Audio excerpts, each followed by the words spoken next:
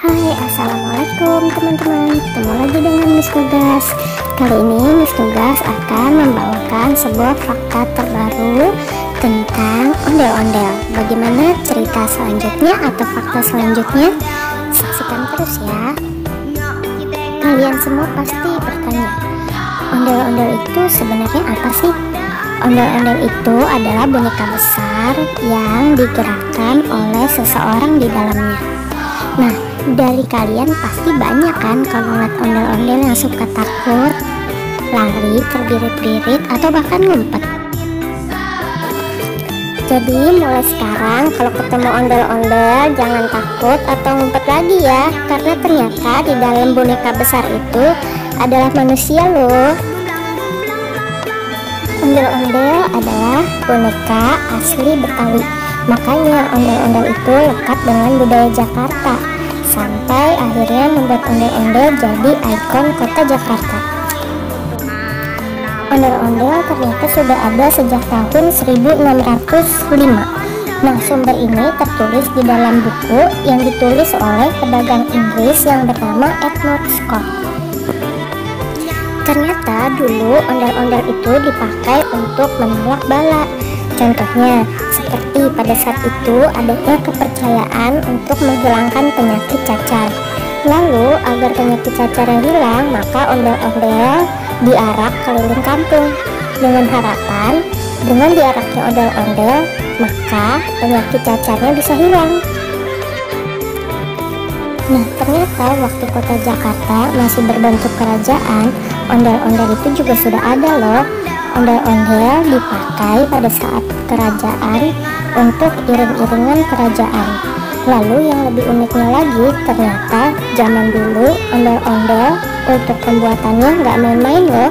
Untuk membuat boneka ondel-ondel ternyata ada ritualnya.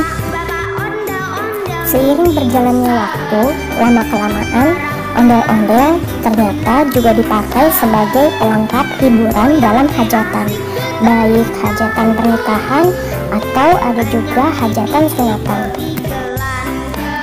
Mulai masa pemerintahan Gubernur Jakarta Ali Sadikin, ondel-ondel dipakai sebagai pertunjukan seni rakyat yang menghibur, dan tentunya pertunjukan ondel-ondel ini diiringi oleh tanjidor, pencak silat, bende, linglung, rebana, dan ketimpring.